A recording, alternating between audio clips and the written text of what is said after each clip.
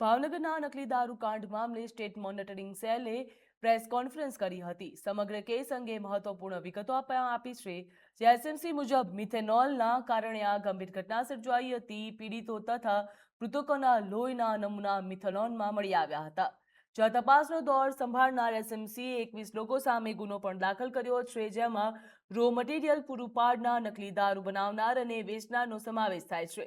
મધ્યપ્રદેશના ઉજ્જૈનથી રઈસ નામના આરોપીની ધરપકડ કરવામાં આવી છે. તપાસમાં નકલી દારૂનો મોટા ભાગનો જથ્થો જપ્ત કરવામાં આવ્યો, જેમાં મુખ્ય આરોપી ગૌતમના ઘરેથી જ દારૂ બનાવવામાં આવતો હતો તેવો ખુલાસો થયો.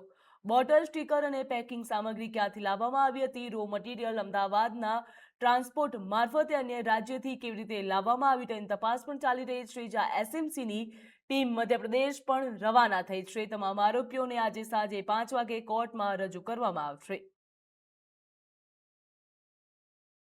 જ્યાં ભાવનગરના વર્તેજ ખાતે લઠ્ઠાકાંડનો સમગ્ર મામલો સામે આવ્યો છે. 9 લોકોના મોત નીપજ્યા છે. અનેક લોકો હાલ ગંભીર હાલતમાં પણ જોવા મળી રહ્યા છે. જ્યાં એસએમસીની ટીમ દ્વારા તપાસનો ધમધમાટ પણ શરૂ કરવામાં આવ્યો છે. મહત્વનું કહી શકાય, જ્યાં હાલ અમદાવાદમાં દારૂ કેમનો લાવવામાં આવ્યો, બનાવટી દારૂ ક્યાં બનાવવામાં આવતો હતો તે દિશામાં તપાસ હાથ ધરવામાં આવી છે. થોડા દિવસો પહેલા એક અકસ્માત મોતનો ગુનો દાખલ કરવામાં આવ્યો. આ અકસ્માત મોતના ગુનામાં જે વ્યક્તિ ભોગ બનનાર છે એના સેમ્પલની વિગત જ્યારે એફએસએલ તથા હોસ્પિટલથી લેવામાં આવી ત્યારે એ સેમ્પલમાં મિથેનોલની હાજરી પ્રસ્થાપિત થઈ. મિથેનોલની હાજરી પ્રસ્થાપિત થતા વર્તેજ પોલીસ સ્ટેશનના આ એડીના આધારે ગુનો દાખલ કરવાની પ્રક્રિયા ગઈકાલે શરૂ થઈ ગઈ અને ગુનામાં ઘણી બધી વિગત એડ કરી.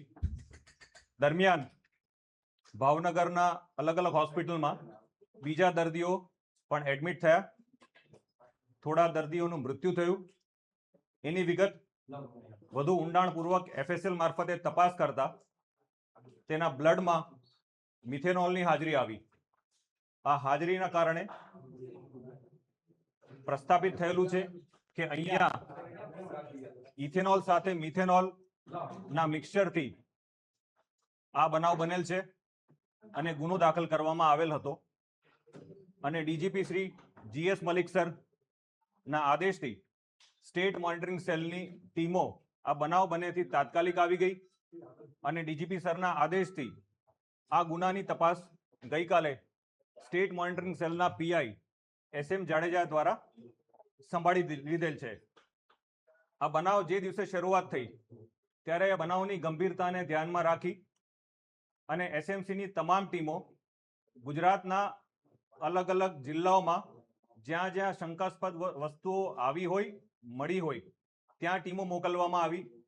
ઉપરાંત રાજ્ય બહાર પણ ઇન્ફોર્મેશનના આધારે એસએમસીની ટીમો રવાના થઈ ગયેલ અને મધ્યપ્રદેશ, દિલ્હી એ જગ્યાઓ ઉપર જ્યાંથી રો મટીરિયલ આવ્યાની શંકા હતી ત્યાં પણ એસએમસીના અધિકારીઓ ટીમોની તાત્કાલિક રવાના કરવાની સૂચના આપી. રાજ્ય સરકાર અને ગુજરાત પોલીસ દ્વારા આ બનાવની ગંભીરતાને ધ્યાનમાં રાખી તાત્કાલિક ગુનો દાખલ કરવામાં આવ્યો છે. આ ગુનાની અંદર તમામ વિગત આપવામાં આવી છે, જેમાં હાલ 21 લોકો વિરુદ્ધ ગુનો દાખલ થયેલ છે. ગઈકાલે પીઆઈ એસએમ જાડેજા દ્વારા જ્યારે તપાસ સંભાળી ત્યારે જેટલા આરોપીઓને અથવા જેટલા શંકાસ્પદ લોકોને રાઉન્ડ અપ કર્યા હતા એ લોકોની પૂછતાછ કરતા હાલની સ્થિતિએ સ્ટેટ મોનિટરિંગ સેલ દ્વારા આ તપાસમાં 13 આરોપીઓની ધરપકડ થયેલ છે. આ 13 આરોપીઓ એ છે કે જે આ લઠ્ઠાકાંડના બનાવમાં સીધી રીતે સંડોવાયેલા છે